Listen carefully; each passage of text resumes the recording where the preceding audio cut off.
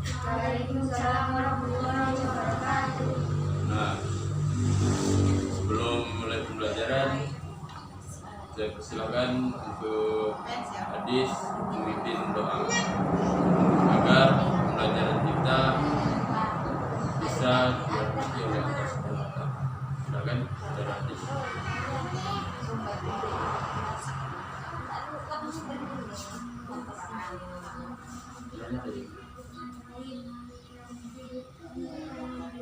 Nasta'in ihdinas siratal mustaqim siratal ladzina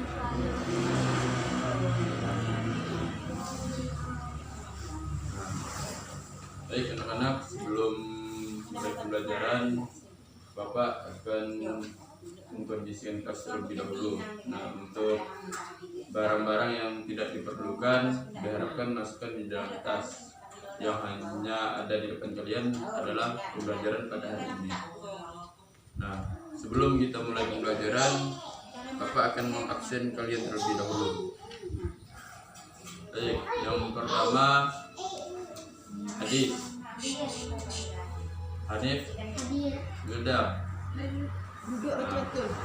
Karena semua hadir pada pagi hari ini, maka kita akan melanjutkan pembelajaran. Tema kita pada hari ini adalah menafsirkan Quran surah Al-Duha. Nah, sekaligus kita menerjemahkannya. Oke. Untuk itu langsung saja kita mulai pembelajaran Quran surah Al-Duha.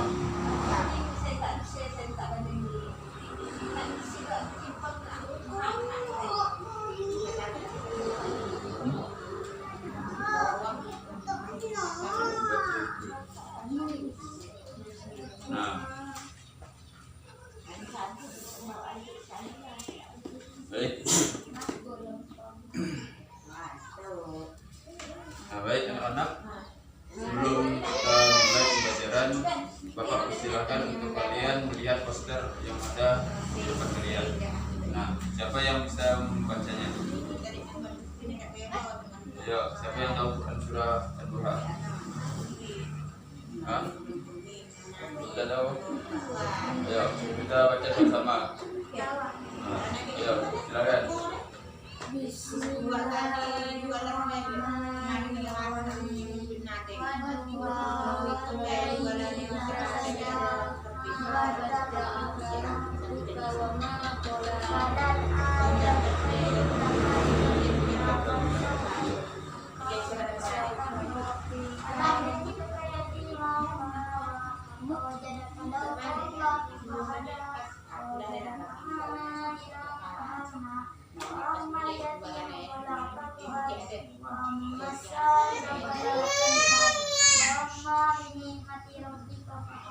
Nah, bagus. Karena kalian semua sudah membacanya, maka Bapak akan menjelaskan sedikit tentang arti dan makna dari Quran surah Al-Duha tersebut. Nah, Quran surah Al-Duha ini adalah secara keseluruhan, karena kalimat selanjutnya adalah walaili saja. Itu artinya adalah malam ketika gelap, berarti lawan waktunya adalah duha yang disebut pertama. Demikian alasan dari Imam Asy-Syafi'i. Nah, dari arti duha ini artinya siang. Jadi kalau walaili saja ini artinya malam ketika gelap, berarti lawan waktu duha yang disebut pertama, yaitu siang tadi. Nah, lanjut ke makna ad-duha tersebut. Makna dari ad-duha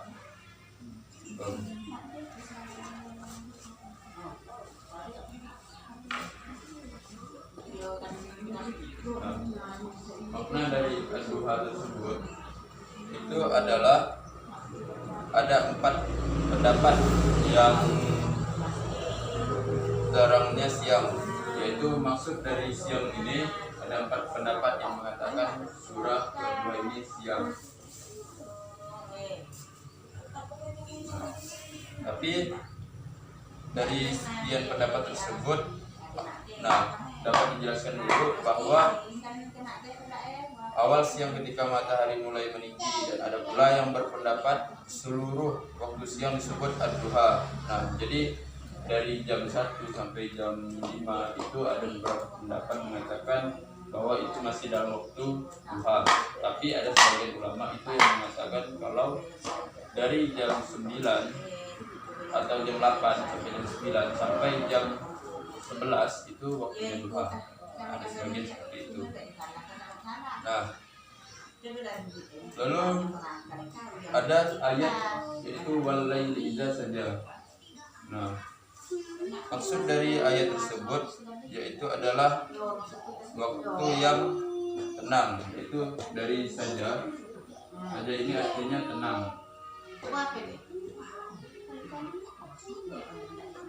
Nah, artinya tenang. Kenapa demikian? Karena pada saat itu surah Ad-Duha ini adalah salah satu surah yang istimewa. Karena pada saat itu Nabi Muhammad selama 6 bulan tidak mendapatkan wahyu, tidak mendapatkan kabar dari malaikat Jibril tentang ayat-ayat atau wahyu-wahyu yang diturunkan. Maka Nabi SAW itu gelisah. Nah, karena mereka gelisah itu, maka Allah menurunkan ayat surah Ad-Duha. Nah, dari kata ata sendiri, dari kata ata yang ada di sini, nah itu sama halnya disebut dengan sakana. Nah, jadi tidak hanya saja, tapi ada juga itu disebut dengan sakana yang dimana artinya tenang. Nah, pada maksud dari tenang ini yaitu adalah waktu yang sunyi. Waktu yang sunyi di saat Muhammad itu tidak mendapatkan wahyu, sepi, tidak ada rasa gelisah yang seperti Nabi Muhammad saat mendapatkan wahyu di Hurairah, dia lari lalu sampai mulutnya ia kedinginan. Nah, untuk 6 bulan itu Nabi Muhammad tidak merasakan itu, tidak merasakan gelisah sama sekali. Nah,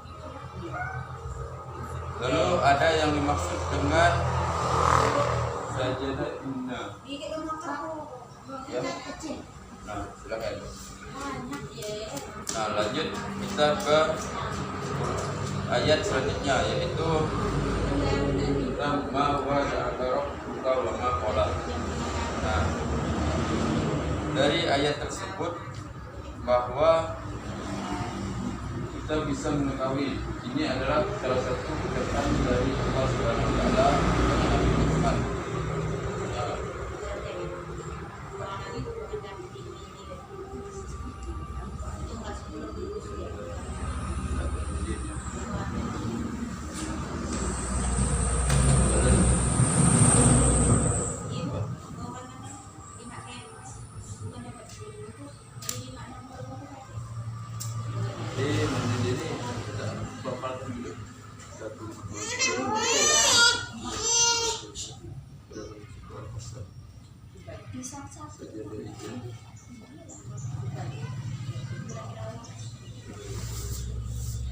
Nah, karena dari sudah ayat 3 itu tentang percakapan Allah Subhanahu wa taala dengan Muhammad, maka selanjutnya kita ke surah ayat ke-4 di mana yaitu walal akhiratu khairul lakum minal ula.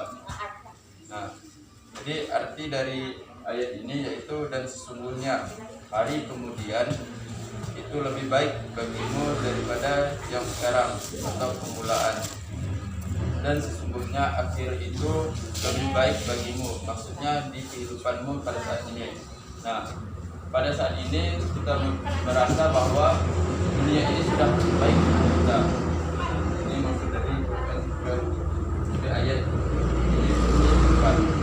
Kita berpikir dunia ini seperti surga kita, padahal semuanya adalah tipuan semata. Nah, kita melihat emas yang banyak dan kita bisa menggunakannya dengan kesenangan kita, tapi sebenarnya itu adalah hal-hal yang fana dan tidak nyata. Jadi alam yang nyata bagi kita yaitu setelah kita meninggalkan dunia ini. Nah, karena ini ada beberapa ujian untuk kita yang dimana kita harus melaluinya semua. Nah, jadi lanjut pada ayat selanjutnya.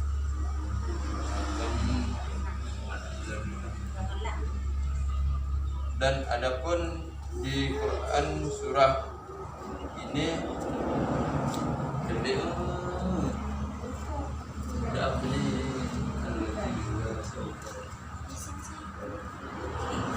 nah, lanjut ke ayat selanjutnya, yaitu ayat kelima, yang dimana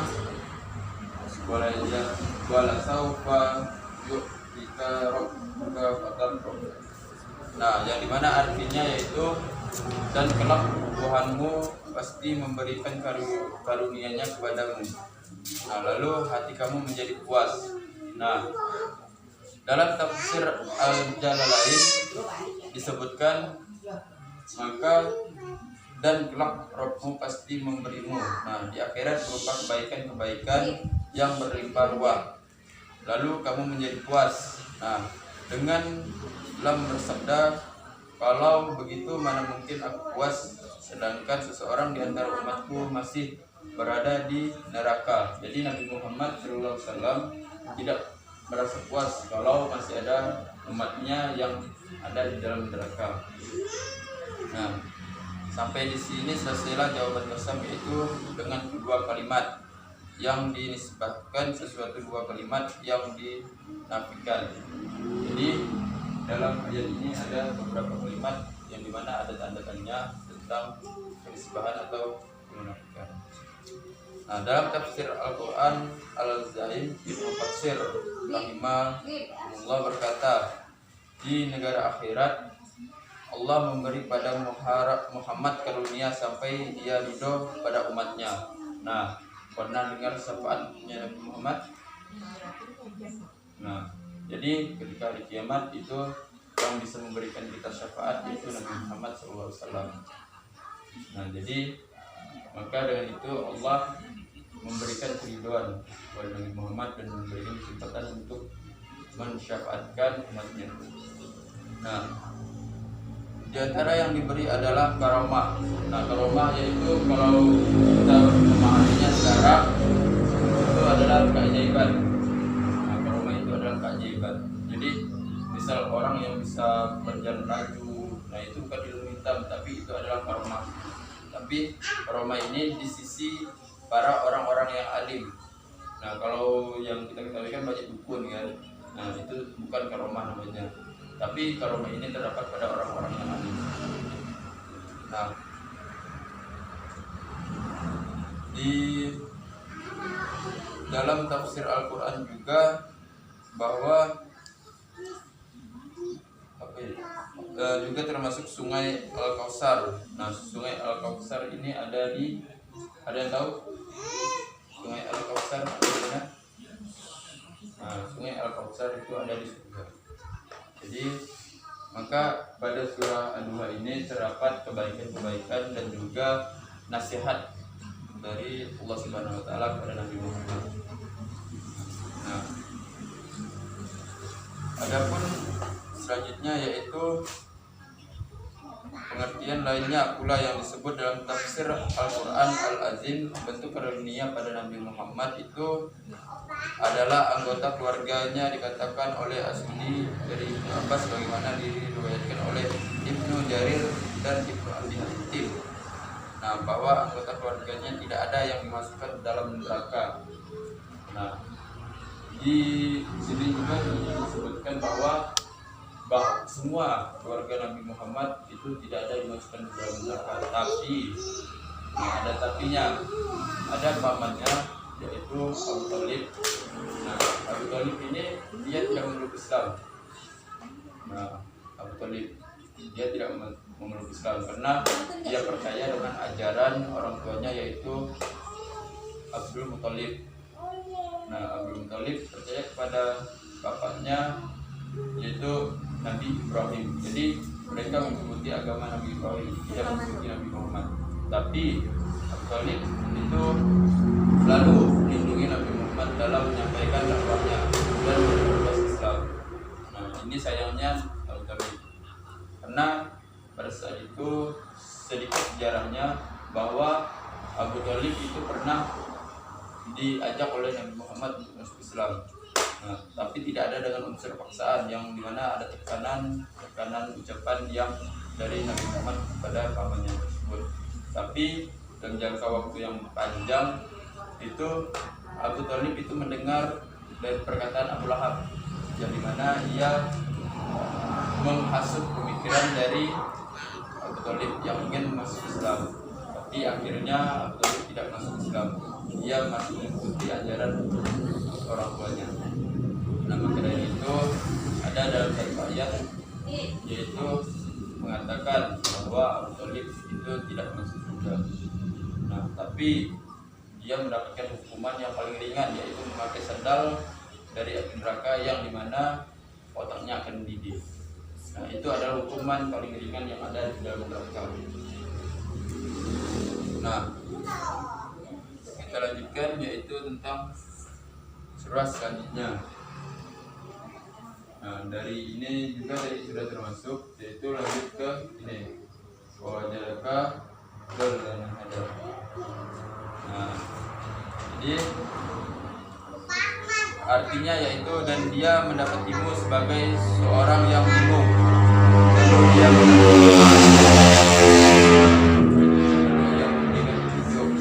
jadi menurut Syekh As-Jadi rahimahullah mengatakan Allah mendapatimu wahai Muhammad dalam keadaan tidak mengetahui Al-Quran, tidak mengetahui iman, lalu diajarkan kepadamu yang engkau belum ketahui. Akhirnya engkau mendapatkan taufik sehingga baik dalam amalan dan akhlak.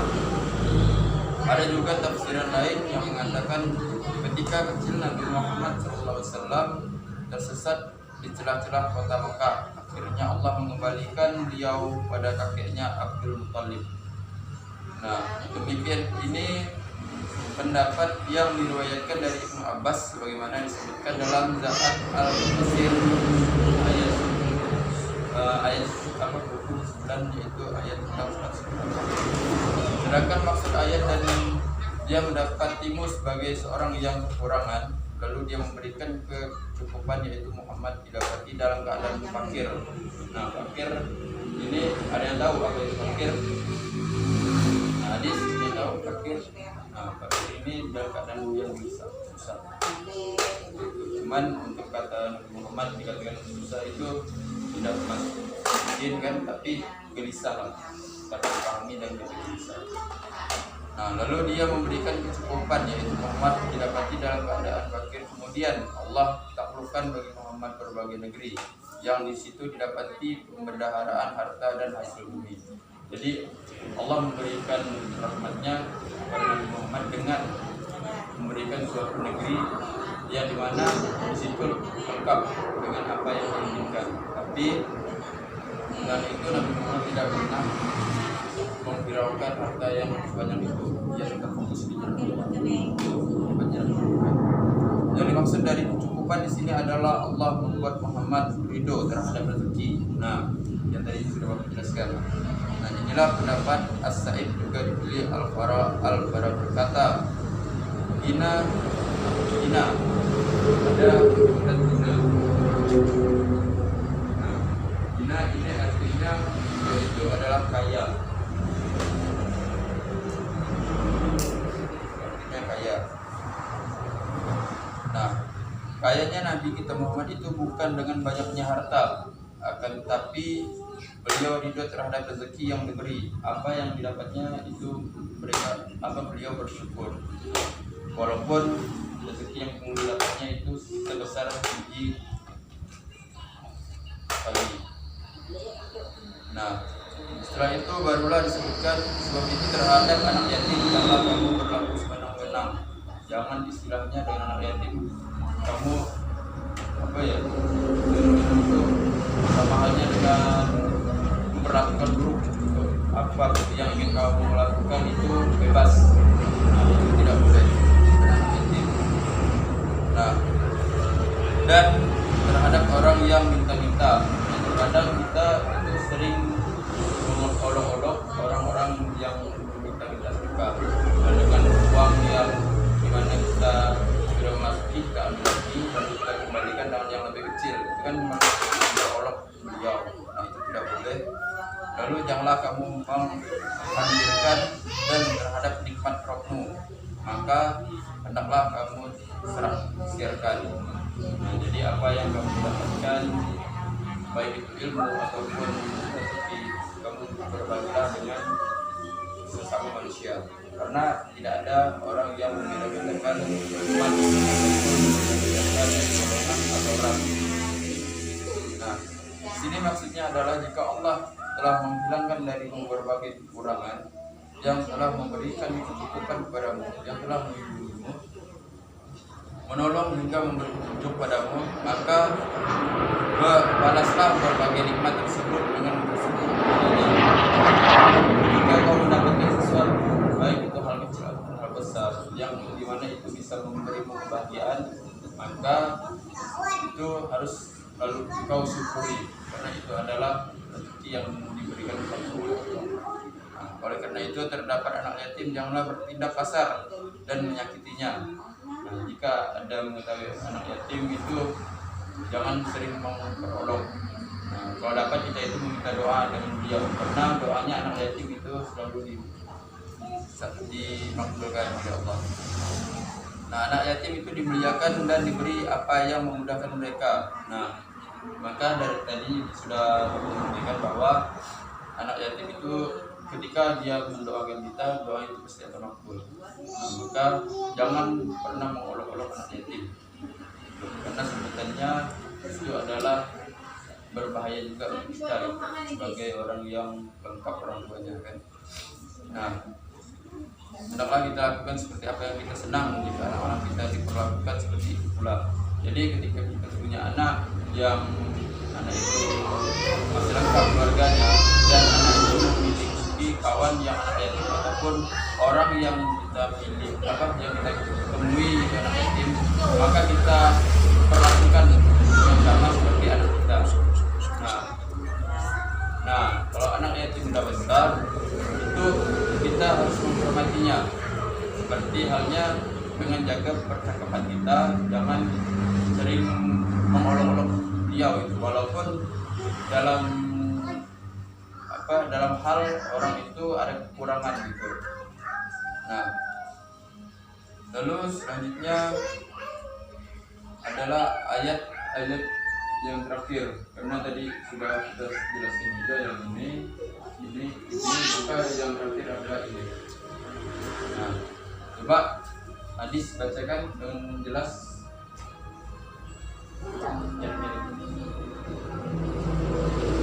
Nah, baik, adapun arti dari ayat 11 ini yaitu sudah terdapat nikmat Tuhanmu, maka hendaklah kamu siarkan.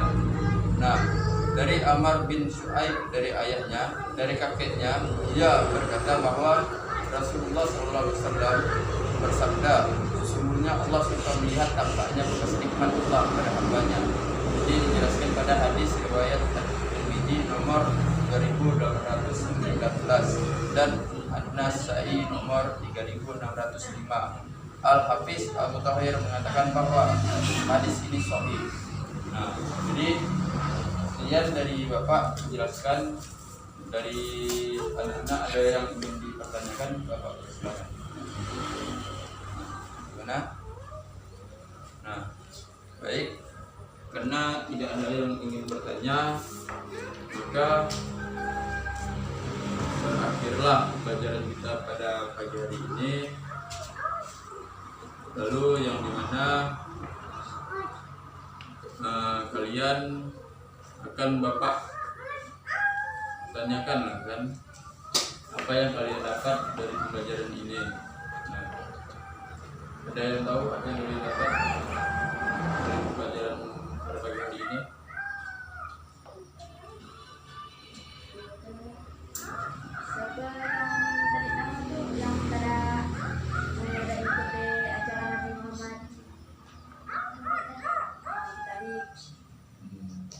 Jadi sebenarnya Abu Thalib bukan tidak mengikuti ajaran Nabi Muhammad. Beliau mengikuti, mendukung apa perkataan keponakannya, ia mengikutinya. Cuman beliau tidak masuki agama Islam karena ada hasutan dari Abu Jahal. Nah, jadi beliau mengikuti agama Ibrahim. Nah, sebenarnya agama Ibrahim dan Nabi Muhammad itu sama, cuman penyempurnaan yang lebih sempurna yaitu pada agamanya Nabi Muhammad SAW. Nah, ada yang ingin bertanya lagi?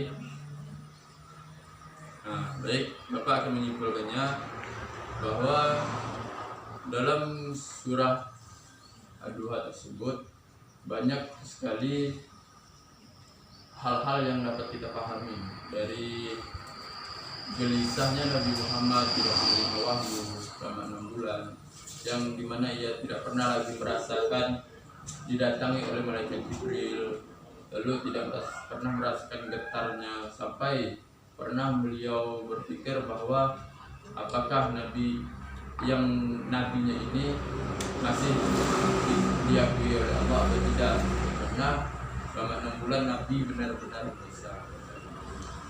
Maka itulah sejarah singkatnya turun surah Ad-Duha. Maka Ad-Duha ini adalah Quran surah yang ada di Quran yang paling istimewa. Karena ini adalah surah yang benar-benar membuat Nabi langsung berpikir positif kepada Allah. Nah, adapun selanjutnya kalian harus memahami lagi di rumah tentang Quran surah Ad-Duha ini. Jadi kalian pelajari lagi apa itu dan pahami lagi tentang surah-surahnya, ayat-ayatnya. Nah, karena pembelajaran kita sudah selesai, maka Bapak akan mempersilahkan kepada saudara hadis untuk menutup pembelajaran. Nyari-nyari.